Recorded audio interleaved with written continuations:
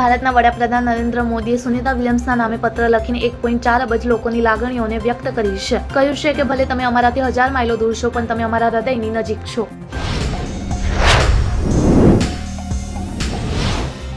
હવે Ahmedabad municipal corporation school board આગામી સત્રથી માધ્યમિક શાળા શરૂ કરવાનું આયોજન કરવામાં આવ્યું છે, જેનાથી ગરીબ અને મધ્યમ વર્ગના વિદ્યાર્થીઓ વિનામૂલ્યે ધોરણ 10 માં અભ્યાસ કરી શકશે.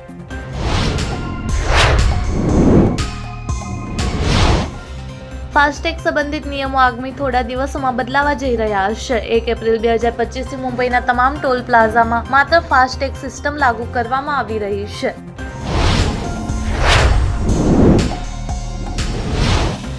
યુપીઆઈ સંબંધિત એક ખાસ સુવિધા ધીમે ધીમે બંધ કરવામાં આવી રહી છે. National payments corporation of India એટલે કે એનપીસીઆઈ કલેક્ટ પેમેન્ટ સુવિધાને મર્યાદિત કરવાની તૈયારી કરી રહ્યું છે.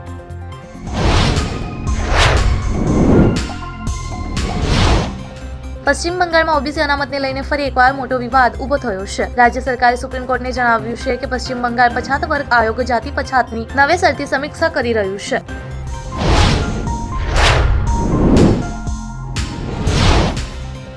ભારતનો પાડોશી દેશ ભૂકંપથી હચમચી ગયો છે. મંગળવારે સવારે 6:33 નેપાળમાં 4.3ની તીવ્રતાનો ભૂકંપ નોંધાયો હતો.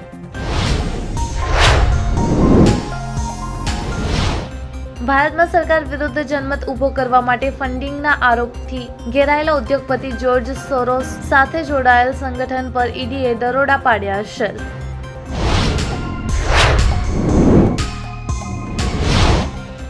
ચૂંટણી અધિકાર સંસ્થા એડીઆરના વિશ્લેષણ મુજબ દેશના 4092 ધારાસભ્યોમાંથી ઓછામાં ઓછા 45% પોતાની વિરુદ્ધ ફોજદારી કેસ જાહેર કર્યા છે.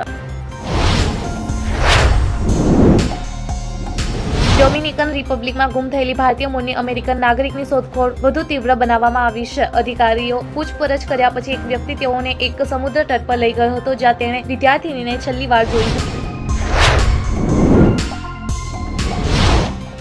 મહારાષ્ટ્ર સાયબર સેલે સમય રૈનાના સમન્સ જારી કરીને 19 માર્ચે પૂછપરછ માટે હાજર રહેવાનો આદેશ આપ્યો હતો. અગાઉ તેને 17 માર્ચે હાજર રહેવાનું કહેવામાં આવ્યું હતું.